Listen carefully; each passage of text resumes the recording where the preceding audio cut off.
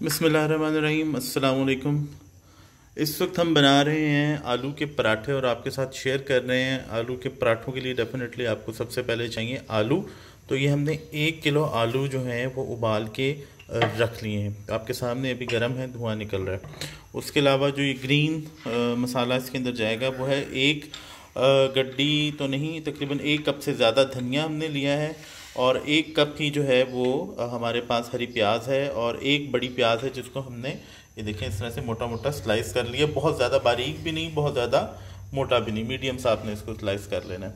इसके अलावा हमारे पास हैं अनारदाना है 1 टेबल स्पून, नमक है आप अकॉर्डिंग टू टेस्ट ले लें। जो ये मिर्चें हैं ये 1 किलो आलू के हिसाब से हमने ली हैं, तकरीबन 1 टेबल स्पून कुटी मिर्चें और हाफ़ टी स्पून जो है वो पिसी हुई मिर्चें, लाल मिर्चें। इसके अलावा ये जो दूसरी चीज़ें हैं उसके अंदर है 1 टेबल स्पून सूखा धनिया है, 1 टेबल स्पून ज़ीरा है और ये तकरीबन चौथाई चमचा जो है अजवाइन है। और इसके अलावा पराठे जो है वो हम घी में बनाएंगे। घी भी आप देख सकते हैं। आलूओं को सबसे पहले मैश कर लेंगे, फिर आपको बाकी सारी चीज़ें मिक्स करके दिखाते हैं। ये देखें व्यूअर्स, ये जो धनिया और ज़ीरा है इसको इस तरह से अगर आप क्रश कर लें चकले और बेलन की मदद से तो ये ज़रा खुल जाते हैं, सीड्स इसके टूट जाते हैं और उसका फिर टेस्ट जो है वो अच्छा रिलीज़ होता है। इस तरह से हम इसको क्रश करके डालेंगे। ये देखें जनाब जी, आलूओं में हमने सारे मसाले डाल दिए हैं, अनारदाना, मिर्चें, सूखा धनिया, ज़ीरा और आलू जो है वो इस वक्त गर्म है, लेकिन आप जब बनाएं तो इसको आलू ठंडा कर लें। हमने तकरीबन जितने ठंडे हो सकते हैं कर लिए। ऑफिस मुझे जाना है और देर हो रही है तो इसलिए बस जल्दी जल्दी नीम गर्म से आलू में ही हम चीज़ें डाल रहे हैं, वरना आप ठंडे करके आलू डालेंगे तो उसका रिज़ल्ट अच्छा आएगा। तो अब इसमें जो ग्रीन चीज़ें वो भी हम डालने लगे हैं, प्याज, हरी प्याज, धनिया। ठीक है, तो आपको मिक्स करके दिखाते हैं।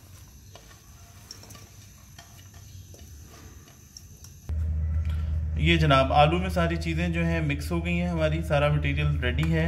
इसमें आपने देखा होगा हमने हरी मिर्चें नहीं डाली, वो बच्चों की वजह से नहीं डालनी है। आपको पसंद है और स्पाइसी अच्छा लगता है तो आप डाल सकते हैं। अब यहाँ पे हमने रोटी या पराठा बनाना जो है वो शुरू कर दिया है। पेड़े रख लिए और नमक भी साथ रखा हुआ है क्योंकि आटे में नमक शामिल नहीं है, तो ये रोटी या पेड़ा बनाते वक्त जो है इसके ऊपर हम नमक डाल देंगे।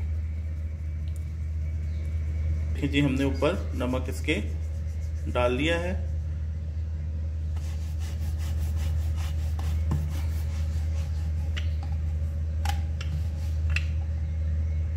ये देखें जी, अब फिलिंग का टाइम आन पहुंचा है। ये अब हम इसमें डालेंगे। ये देखें अच्छा खासा मटेरियल हमारे यहाँ भरा जाता है और पराठा भी बड़े साइज़ का होता है, छोटा मोटा पराठा नहीं होता, पूरे तवे जितना। और तवा मैंने आपको पहले भी दिखाया था। ये हमारे घर 70 से 80 साल पुराना तवा है। ये मेरी दादी के ज़माने का एंटीक तवा है और ये बड़ा ख़ास तवा है, बहुत ज़्यादा हैवी है। तो वापस चलते हैं पराठे की तरफ।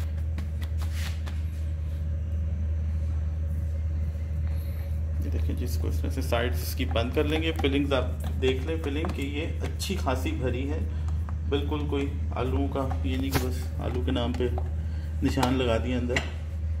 तो इसके बाद इसको ज़रा ड्राई फ्लावर लगा के इसको अब ये बेला जाएगा और बेल के फिर से तवे पे डालेंगे।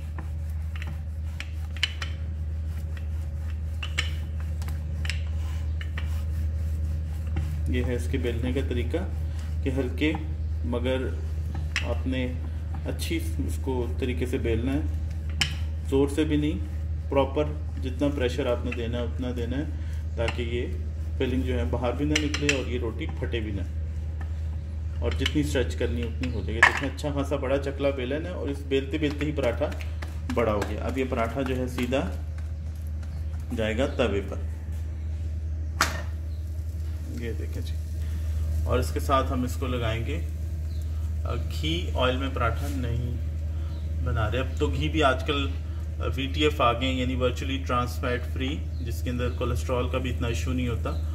तो आप वो भी इस्तेमाल कर सकते हैं। आपको पसंद हो तो आप देसी घी भी इस्तेमाल कर सकते हैं। तो इस वक्त तो हमारे पास बनास्पति घी अवेलेबल है, बल्कि वो देसी भी पड़ा हुआ है शायद, लेकिन बस मुझे वो शायद नहीं पसंद, तो इसलिए जो है अब हम इसको पराठे की एक साइड को स्टेबल होने का इंतज़ार कर रहे हैं। थोड़ा सा चूल्हा तेज़ किया और ये फिर आपको पलट के घी लगा कर दिखाते हैं।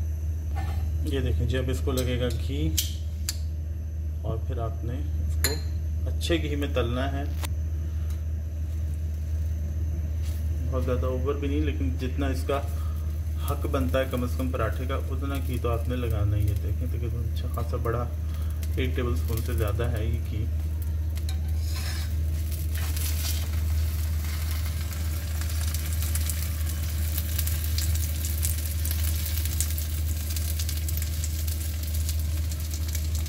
खुशबू जो है वो अभी से आना शुरू हो गई है। तो फिर इसको अब आपको फाइनल जो है वो दिखाते हैं प्लेट में निकाल के। इस तरह से आपने इसको तल लेना है। ये देखें जी, पराठा तवे से उतर चुका है और सिर्फ आपको दिखाने के लिए हम गरम गरम हाथ लगा के रिस्क ले रहे हैं। ये है जी पराठे की फाइनल शक्ल सूरत। आप देख लें, स्टफिंग अंदर अच्छी खासी है, बस स्टफिंग के नाम पे बाज़ लोग एक धब्बा ही लगा देते हैं। तो एनीवे हमने बहुत अच्छे तरीके से स्टफ़ किया है। होप आपको पसंद आएंगे। प्लीज़ अपने फीडबैक से ज़रूर बताइएगा। और मैं जा रहा हूँ नाश्ता करने। थैंक यू एंड अल्लाह हाफिज़।